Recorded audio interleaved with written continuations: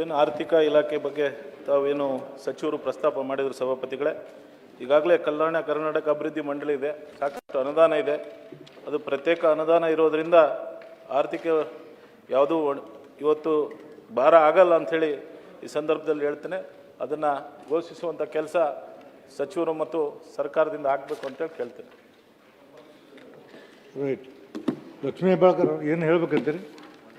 ಮಾನ್ಯ ಸದಸ್ಯರು, ನಾನು ಹೊರಗಡೆ ಲಾಂಚ್ನಲ್ಲಿದ್ದೆ ಸರ್. ನಾಗರಾಜ್ ಅವ್ರದ್ದು ಆ ಸಂದರ್ಭದಲ್ಲಿ ಗಮನ ಸೆಳೆದು ಝೀರೋ ಅವರ್ನಲ್ಲಿ ಒಂದು ಅಂಗನವಾಡಿಗೆ ಸಂಬಂಧಪಟ್ಟ ಹಾಗೆ ಫುಡ್ ಎಕ್ಸ್ಪೈರಿ ಡೇಟ್ ಆಗಿತ್ತು, ಅದನ್ನು ಸಪ್ಲೈ ಮಾಡಿದಾರಂತ ಒಂದು 0 ಅವರ್ನಲ್ಲಿ ಕೇಳಿ ಸರ್.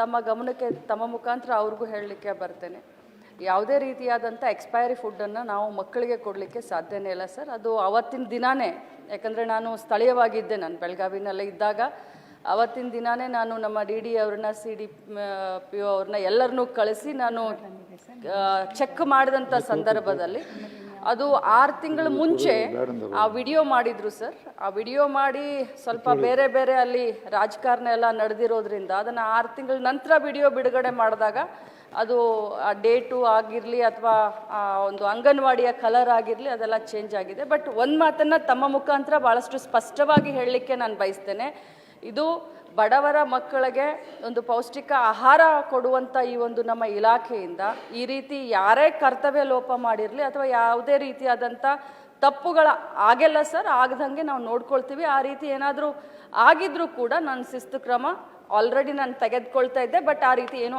ಆಗಿಲ್ಲ ಸರ್. ಸರ್, ಪರಿಣಾಮಕಾರಿ ಶಾಂತಾರಾಮ್ ಕಡ್ದು ಅವಕಾಶ. ಧನ್ಯವಾದ ಸನ್ಮಾನ್ಯ ಸಭಾಪತಿಗಳೇ. ಕುದುರೆಮುಖ ರಾಷ್ಟ್ರೀಯ ಉದ್ಯಾನವನ ವ್ಯಾಪ್ತಿಯಲ್ಲಿ ಬರುವ ಬುಡಕಟ್ಟು ಮತ್ತು ಇತರೆ ಜನಾಂಗದ ಕುಟುಂಬಗಳನ್ನು ಬೇರೆ ಕಡೆ ಅವರ ಒಪ್ಪಿಗೆಯಂತೆ ಸ್ಥಳಾಂತರಿಸುತ್ತಿರುವ ಹಾಗೂ ಅವರ ಸಾಗುವಳಿ ಮಾಡಿಕೊಂಡು ಬಂದ ಅರಣ್ಯ ಭೂಮಿಗೆ ಪರಿಹಾರ ನೀಡುವ ವಿಷಯದ ಕುರಿತು ಮಾನ್ಯ ಅರಣ್ಯ, ಜೀವಿಶಾಸ್ತ್ರ ಮತ್ತು ಪರಿಸರ ಸಚಿವರ ಗಮನ ಸೆಳೆಯಲು ಬಯಸುತ್ತೇನೆ. ಒದಗಿಸಲಾಗಿದೆ. ಉತ್ತರ ಈಗ ಒಂದು ಕೈ ಸೇರ್ತು. ಒಂದಷ್ಟು ಒಂದು ನಿಮಿಷ ಗಮನ ಸೆಳೆಯೋದು ಸೂಚನೆ ಇದ್ದಾಗ ನೀವು ಹೇಳಬೇಕು. ಮೊದಲ ಆ್ಯಕ್ಚುಲ್ ಓದಬೇಕು, ಅದನ್ನು ಉತ್ತರವನ್ನು ಓದಬೇಕು. ಓದುತ್ತಾಳದು ಅಟ್ಲೀಸ್ಟ್ ಹೇಳಿ ನೀವು, ಆಮೇಲೆ ಅವ್ರ ಪ್ರಶ್ನೆ ಕೇಳಿ ಕೂತ್ಕೊಳ್ಳಿ, ಹೇಳಿ. ಹಾಗಾದ್ರೆ ಕುದುರೆಮುಖ ರಾಷ್ಟ್ರೀಯ ಉದ್ಯಾನವನ ಅಲ್ಲಲ್ಲ ಪದ್ಧತಿ ಹೇಳ್ತೀನಿ. ಗಮನ ಸೆಳೆದ ನಂತರ ಮಂತ್ರಿಗಳು ಅವ್ರು ಬರ್ದನ್ನು ಓದಬೇಕು. ಓದಾಕ ಟೈಮ್ ಆಗತ್ತೆ ಅಂತೇಳಿ ಅವ್ರು ವಿವರಣೆ ಹೇಳಿ ಆಮೇಲೆ ಕೇಳಿ ಕೊಡಕ್ಕೆ ಕೊಡ್ತೀನಿ. ಸ್ವಲ್ಪ ತಿಳ್ಕೊಳ್ಳಿ ನೇಮಗಳನ್ನು. ಸನ್ಮಾನ್ಯ ಸಭಾಪತಿಗಳೇ, ಕುದುರೆಮುಖ ರಾಷ್ಟ್ರೀಯ ಉದ್ಯಾನವನ ವ್ಯಾಪ್ತಿಯಲ್ಲಿ ಬರುವ ಬುಡಕಟ್ಟು ಮತ್ತು ಇತರ ಜನಾಂಗದ ಕುಟುಂಬಗಳನ್ನು ಸ್ವಯಂ ಇಚ್ಛೆಯಿಂದ ಹೋಗುವವರಿಗೆ ಕುದುರೆಮುಖ ರಾಷ್ಟ್ರೀಯ ಉದ್ಯಾನವನದ ಪುನರ್ವಸತಿ ಯೋಜನೆಯಡಿ ಸರ್ಕಾರದ ಆದೇಶ ಸಂಖ್ಯೆ ದಿನಾಂಕ 18/4/2005 ಪರಿಹಾರ ಪಾವತಿಸಲಾಗುತ್ತಿದೆ. 25-26ನೇ ಸಾಲಿನಲ್ಲಿ ಲೆಕ್ಕ ಶೀರ್ಷಿಕೆ ಇವತ್ತು 240655 ಪುನರ್ವಸತಿ ಮತ್ತು ಸ್ವಯಂ ಭೂಸ್ವಾಧೀನ ಕಾರ್ಯಕ್ರಮ 059 ಇತರ ಖರ್ಚುಗಳು, ಇದರಡಿ 10 ಕೋಟಿ ಅನುದಾನವನ್ನು ಒದಗಿಸಲಾಗಿರುತ್ತದೆ.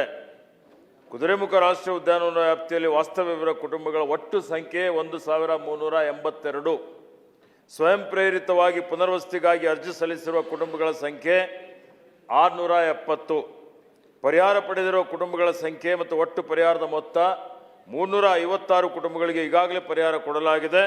142 ಕೋಟಿ ರೂಪಾಯಿ, 0934 ಕೋಟಿ. ಪರಿಹಾರ ಪಡೆಯಲು ಬಾಕಿ ಇರುವ ಕುಟುಂಬಗಳ ಸಂಖ್ಯೆ 314.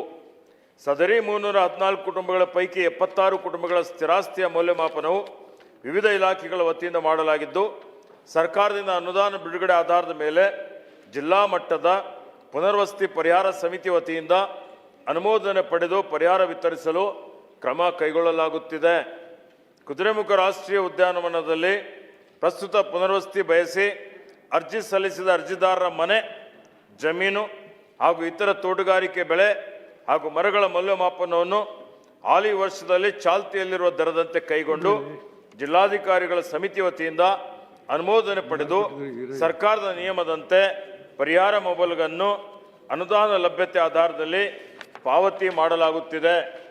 ಸರ್ಕಾರದ ಆದೇಶ ಸಂಖ್ಯೆ number RD 26 REH 2003 Bangalore dated 18/4/2005 ಉಲ್ಲೇಖಿಸಿರುವ ಮಾನದಂಡಗಳಾದ ಸ್ವಂತ ಜಮೀನು ಇತ್ಯಾದಿ, ಎರಡನೇದು ಕಂದಾಯ ಜಮೀನನ್ನು ಒತ್ತುವರಿ ಮಾಡಿಕೊಂಡಿರುವುದು ಮತ್ತು ಮೂರನೇದು ಕಿರು ಅರಣ್ಯ ಹಾಗೂ ರಾಜ್ಯ ಅರಣ್ಯವನ್ನು ಒತ್ತುವರಿ ಮಾಡಿಕೊಂಡಿರುವವರ ಆಧಾರದ ಮೇರೆಗೆ ಭೂಸ್ವಾಧೀನ ಕಾಯ್ದೆ ಹಾಗೂ ಚಾಲ್ತಿಯಲ್ಲಿರುವ ನಿಯಮಗಳನ್ವಯ ಪರಿಹಾರ ಒದಗಿಸಲಾಗುತ್ತಿದೆ. ಸನ್ಮಾನ್ಯ ಸಭಾಪತಿಗಳೇ, ಉತ್ತರ ಸಮರ್ಪಕವಾಗಿದ್ದರೂ ಕೆಲವು ಅಂಶಗಳನ್ನು ಸೇರಿಸಲಿಕ್ಕೆ ಬಯಸ್ತೇನೆ ಅಷ್ಟೇ.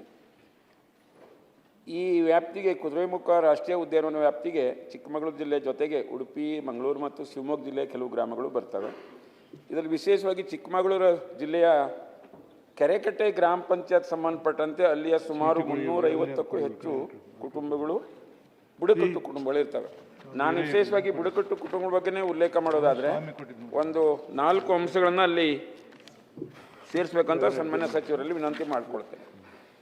ಒಂದನೇದು, ಯಾವ ಬುಡಕಟ್ಟು ಸಮುದಾಯದ ಕುಟುಂಬಗಳಿಗೆ ಅರಣ್ಯ ಹಕ್ಕು ಪತ್ರ ಸಿಕ್ಕಿದೆಯೋ ಅವರಿಗೂ ಪರಿಹಾರ ನೀಡುವಾಗ ಅಧಿಕೃತ ಜಮೀನು ಹೊಂದಿದವರ ಪ್ರಮಾಣದಲ್ಲಿಯೇ ಇದು ಪುನರ್ವಸತಿಯನ್ನು ಕೊಡಬೇಕು ಮತ್ತು ಅನುದಾನ ಕೊಡಬೇಕು ಅನ್ನೋಂಥದ್ದನ್ನು ಇಲ್ಲಿ ಉಲ್ಲೇಖ ಮಾಡಲಿಕ್ಕೆ ಬಯಸ್ತೇನೆ. ಹಾಗೆ ಇಲ್ಲಿ ವಿಶೇಷವಾಗಿ ಗೌಡಲು ಬುಡಕಟ್ಟು ಜನಾಂಗದವರು ಹುಲಿ ಮತ್ತು ಇತರೆ ಕಾಡು ಪ್ರಾಣಿಗಳ ನಿರಂತರ ದಾಳಿ ನಡೆಯುತ್ತಿದೆ. ಅವರು ಅತಿಕ್ರಮಣ ಜಾಗದಲ್ಲಿ ಇರೋದರಿಂದ ಅವರಿಗೂ ಆ ಪರಿಹಾರ ಕೊಡುವಂಥದ್ದು ಕೂಡ ಆಗಬೇಕು ಅನ್ನೋಂಥದ್ದು.